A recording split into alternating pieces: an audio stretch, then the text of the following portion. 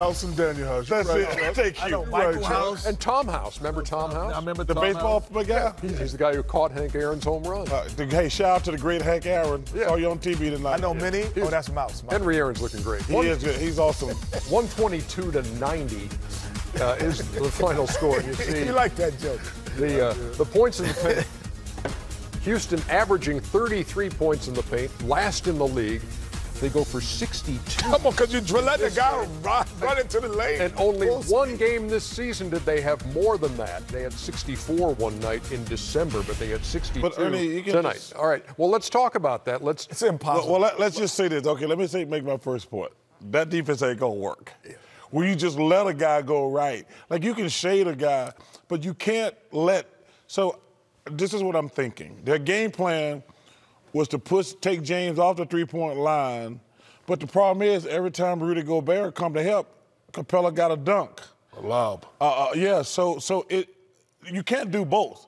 You can force him right, but you can't let Gobert be the guy who comes up, because that just opens up more lobs. What they should, Kenny mentioned this earlier, what they should do, just play him straight up. If he goes left, he goes left. He goes right, he goes right. Because what's going to happen is he's going to play with the ball a lot like he usually does. He's going to keep everybody else out of rhythm. If you just stand up there, let him ride, the defense come, he's kicking it out to other people. And that's why they have balanced scoring. Yeah, that was really good what you just said. You're basically normally just say, I want to just get the ball to the big But he won't do that because the big man is Clint Capella.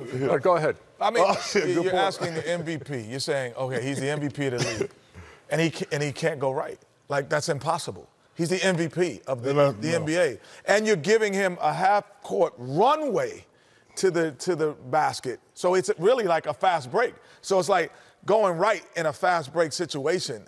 Any NBA player would relish that. Now, you give that to the MVP, he's going to take – I remember, I know early in the season, I believe Milwaukee tried it, and they had some success. But he had 46, I think, or something like that the night that Milwaukee tried it. It doesn't work for him. It makes the game easier. Double teams make the game harder for people, and straight-up hard defense makes it – but when you try to gimmick a great player, we're not fronting Shaq the whole game. He's going to just start pushing – he would have pushed Akeem further out to the lane, and he would have started dunking it every time. We're not saying, oh, we're not going to let Charles Barkley spin baseline. Like, no, then he'd jump hook you right all day. It's like they're the MVPs of the league for a reason. You can't do that. That's third grade. That's like a fourth grade basketball player. So you say, he can't go left. Quinn Snyder's a good defensive mind, and he has a good defensive team in Utah. He doesn't need to do anything else. Because they're great. What do you go back to what you do? The great thing about the NBA, we talk about it a lot during college where they don't make any adjustment. They're going to have a different game plan by game two. I mean, that's first of all, when you play a 7-game series, from game 1 to game 5, 6, and 7, we make 3, 4, 5 more subtle adjustments, Kenny? Yes. They're going to make adjustments. Now, that's what's going to be interesting, what they decide to do. I have a question for the panel. We all know James can get 50, 60. Would you rather him get 60 and the other guys not be involved, or would you rather help on him and letting them keep kicking out the guys for threes? I don't want them to get involved. See, first of all, so you want him to get 60 every night? I don't want them to be involved. I think, yes. First of all, Shaq, yes, because two things. Number one, I think they get really stagnant offensively.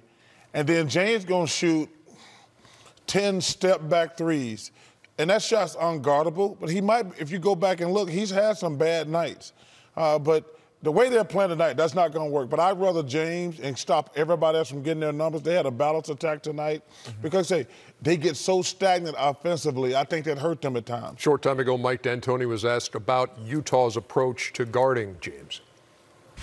Mike, they used that force James Harden right strategy and kind of trying to take away that step back. How have you guys improved on that game plan since the Milwaukee game, and especially from James' point of view, too?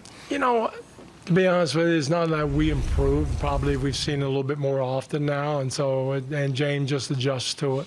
It's like he does with everything. They throw something at him. It might get him a little bit, and then he just figures it out, and they don't get him on it anymore. And that's why he's so good offensively.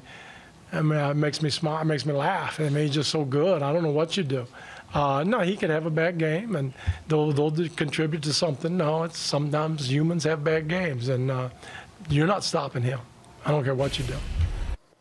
And to go on to what you were, that's going in what you were asking. Shaq, when this was you, because you've been double teamed, triple teamed, both of you guys. How do you feel? How do you think James Harden feels today after this game? Do you feel exhausted, tired? No, not at all. Not at all. So when you make him take 30, 40 shots, you start wearing him down through the series.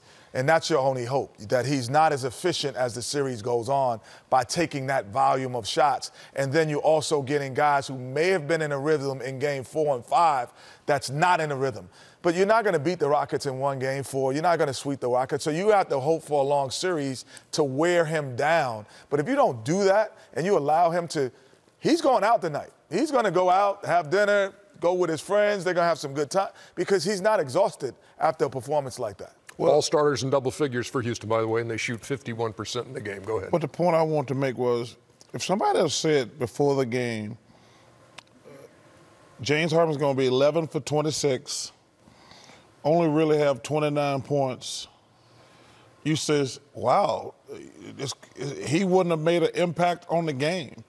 But because he had the other 10 assists and got everybody in rhythm, that's why that defense is not going to work. If he go 11 for 26 and they play mano-mano and he go only 4 for 10 from 3, that's a great night defensively on James. 122-90 is the final. The Rockets take game 1 over the Utah Jazz. Twitter still very much alive at this hour.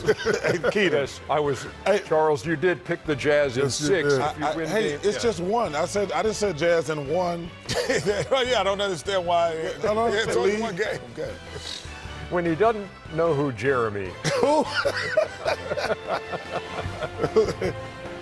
We'll have to introduce you to Jeremy. No, we don't. You've probably spoken to him and not knowing who he was.